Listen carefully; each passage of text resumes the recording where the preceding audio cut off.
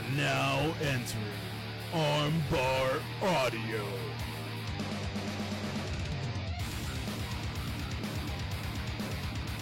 Hello, everyone, and welcome to the Armbar Audio AEW Double or Nothing 2020 Prediction Special.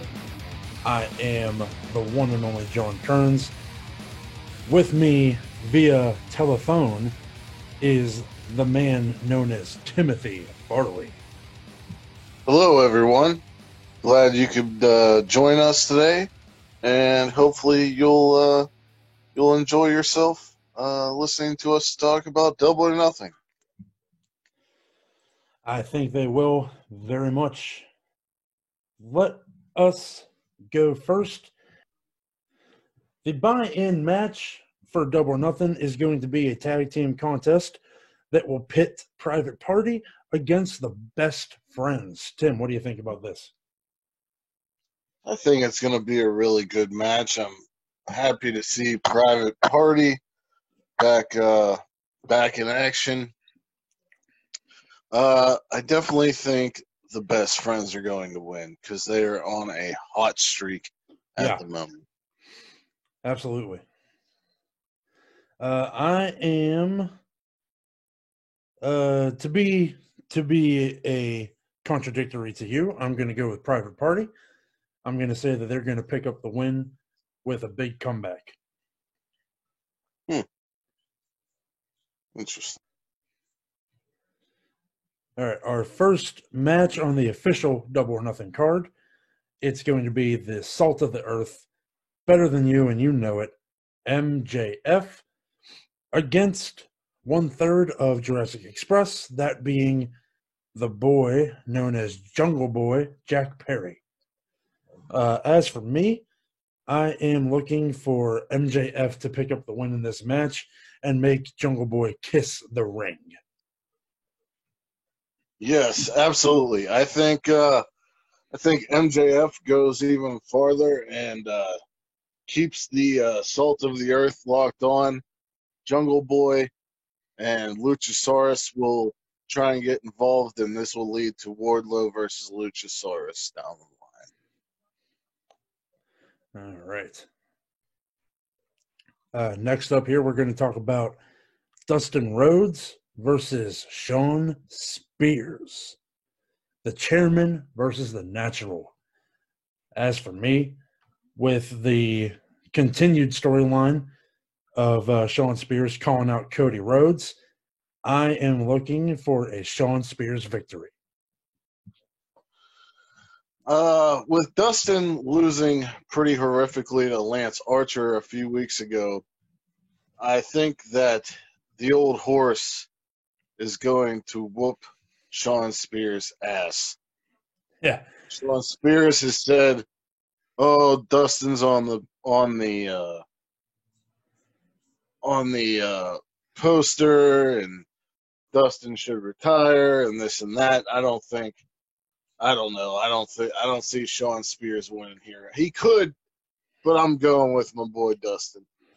Well, I'm not going to lie. I very much enjoyed the Shawn Spears news segment that we got on Dynamite on the Go Home show. Yeah, it actually made me care about Shawn Spears. Who knew? Yeah, and the whole ticker that he had going along the bottom, I don't know if you read it all, but it was very hilarious and very entertaining. No, I did not pay attention to that part. He had a part that said, he said, "Don't buy the PPV if you're planning on seeing Dustin Rhodes. Shawn Spears is going to win by default because Dustin Rhodes won't show up." There was one that said Shawn Spears busted Cody's head open with a steel chair. There was a part that said Shawn Spears should be the first entrant into the eventual AEW Hall of Fame. It was awesome. Hilarious. The next contest that we're going to touch on here is one that is hard for me to pick in this match. We have the Galaxy's greatest alien, Chris Statlander, against the role model, Dr. Britt Baker, DMD. Now, Tim, as somebody, as a group of people that are from Pittsburgh, you'd expect us to be in Britt Baker's corner, but I have a feeling that we are going to agree here. Me personally, my favorite female athlete in the wrestling business right now is Chris Statlander. So I'm going to pick her. I don't know about you, though, Tim. My T-shirt just came in the mail. There you go. I want Chris Statlander to win, but I think it would be better if Britt Baker won. Right. They need to keep building her heel momentum. This all started whenever Britt would not break a lockjaw on the outside during a fatal four-way match. This past Dynamite, Britt Baker didn't even want to get in the ring, and Nyla Rose had to choke her to get her into the ring. So I would like to see Chris Statlander do very well, and then somehow Britt Baker screws her over. Right. I could see that happen. All right, now we are going to get into the more important contests of the evening. Not that everything's not important. I actually expect this show to be an A++ without even seeing any of the matches happen yet. But we're going to talk about the Casino Ladder Match. Now, the confirmed participants in this match are Colt Cabana, Kip Sabian, Ray Phoenix, Freshly Squeezed Orange Cassidy, Luchasaurus, Darby Allin, and both representing SCU, Frankie Kazarian and Scorpio Sky. Now, Tim, I'm going to throw this to you. Do you think that one of these people is going to win, or who do you think that mystery ninth participant is? And depending on who it is, do you think maybe that person will win? The mystery person will not win. It has been, first off, the mystery person, I think, is probably Drew Gulak, because he waited out his contract and he's able to wrestle right away. All the other releases, I think they still have to wait to wrestle. So I'm thinking Drew Gulak. If not, if they're going with someone in-house, I could see it being Jimmy Havoc. But no, my pick to win this match is Darby Allin, because Darby Allin has been featured prominently, even with when he hasn't had matches. His notoriety and stardom has been gaining, and I think it would be fitting for him to win this match. Yeah. My first instinct is to agree with you, because I'm a huge Darby Allin mark. And but on the go-home edition of Dynamite, Orange Cassidy and Ray Phoenix put on what I would consider at least a 4-star match. Agreed. So I am looking for either one of them to win. If I was going to pick between the two, I would go with Ray Phoenix. As for the mystery person in the match, looking at who does and doesn't have the 90-day no-compete clauses, I do not think that Matt Cardona does. That would be the former Zack Ryder. So I think Drew Gulak or possibly Matt Cardona would be that ninth person. If they are going with an in-house person, I would just think about people that we haven't seen for a while, maybe Pac, if he would even be able to get over here. Maybe if you're looking at the AEW Dark roster, maybe Sonny Kiss could maybe appear. Alan Angels. Alan Angels continues to impress on AEW Dark.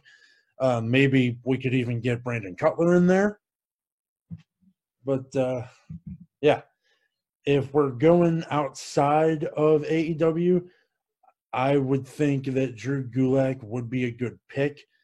but I personally would love to see Drew Gulak wait it out and wind up across the pond in New Japan. Yes, I agree. We move now to the finals of the TNT Championship Tournament. It's going to be the American Nightmare, Cody, I would assume with Arn Anderson in his corner, and the Murder Hawk Monster Lance Archer, I would assume with Jake Roberts in his corner. And we learned on Dynamite that there will be a third man on the outside, the man who will present the TNT Championship, Iron Mike Tyson, has free range to roam the ringside area during the contest. What do you make of that, Tim? I think Lance Archer is going to get in his face. You think we're going to get that old kind of Steve Austin, Mike Tyson-esque moment here? Yeah, Yeah. sure. I'd have to agree. As for the match, And I think if Jake Roberts can still take a bump, Tyson's going to hit him. He's gonna.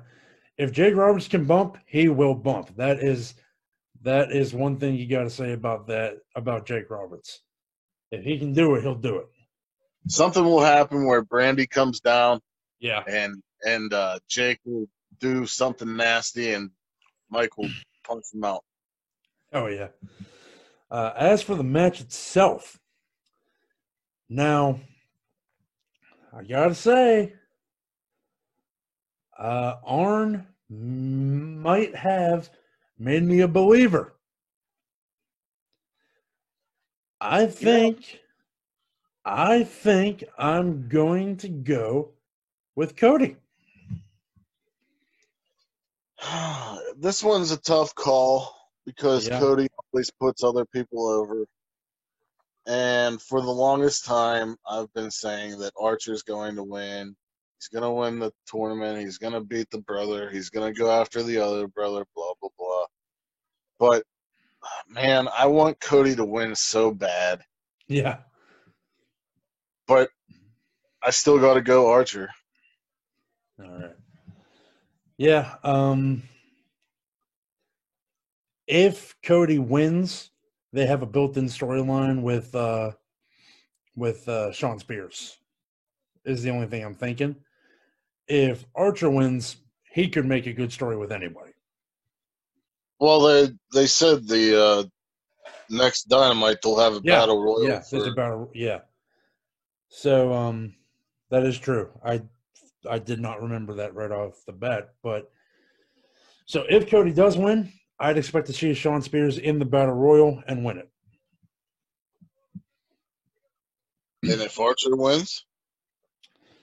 If Archer wins, I think the winner of the battle royal could be, I'd say maybe Wardlow, maybe Luchasaurus. I don't know if they're if they want to put him up against another big guy. That those are one of those two is who I would go with. Yeah, I was thinking Wardlow too. Yeah. We move on now to our first official championship contest of the evening. We've got the native beast, Nyla Rose, the AEW Women's Champion, defending her title against the number one ranked female, Hikaru Shida. Now, this will be a no disqualification match, which I would think clearly gives Nyla Rose an advantage. But Tim, what do you think will be the actual outcome of the match? I think Sheeta's going to get her hands on the kendo stick. I think Sheeta's going to perform some great feats of strength, but I think ultimately the beast Nyla Rose comes out on top. I don't think she's losing that title soon. Yeah, I'm going to have to agree with you there. I'd say we did see Shida hit that big superplex through the table on Dynamite, but man, we have seen Nyla Rose. She'll do whatever it takes. Chairs, tables, kendo stick. She's hardcore. and this match will favor her greatly, and she's going to pick up the win.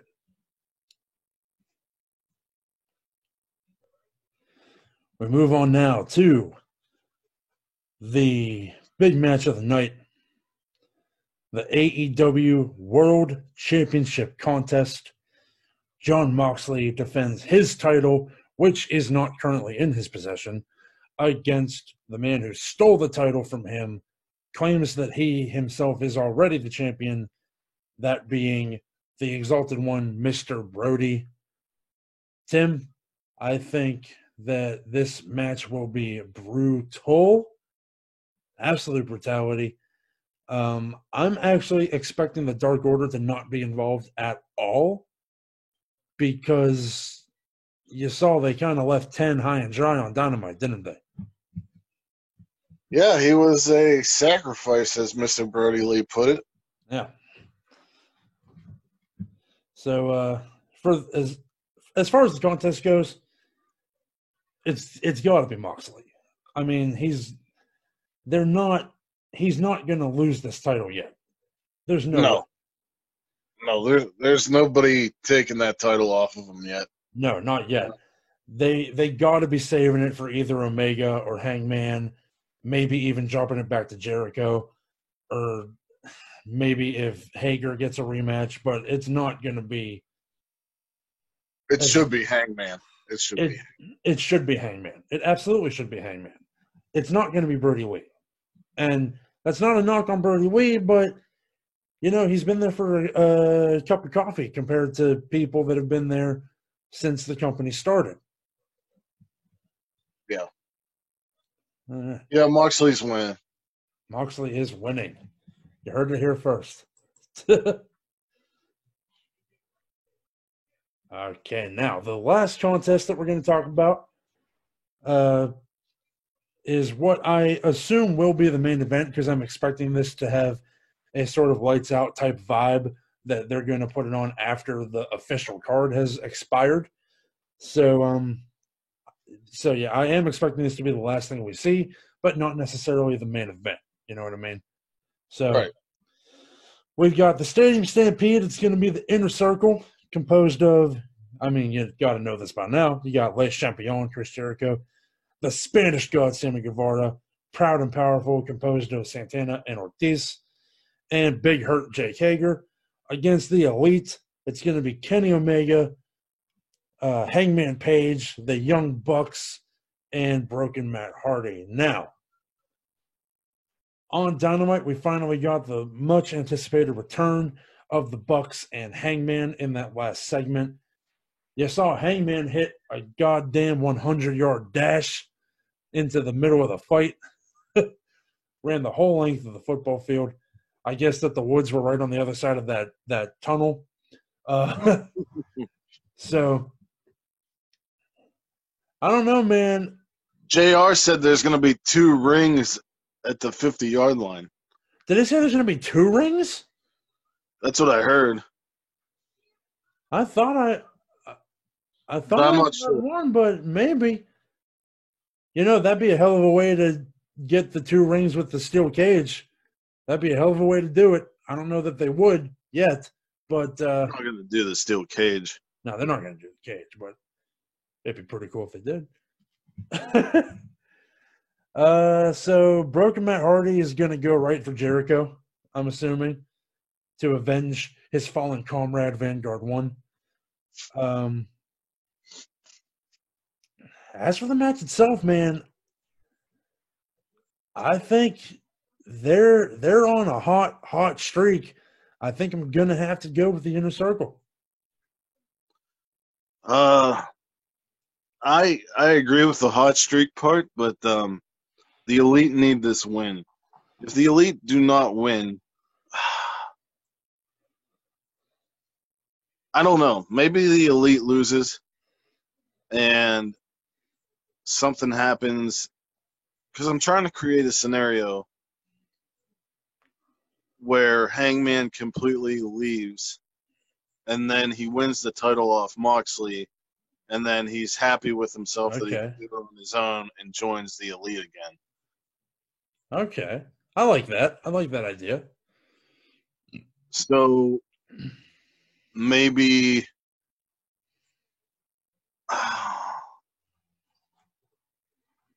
Inner Circle wins and Page kind of forfeits his championship.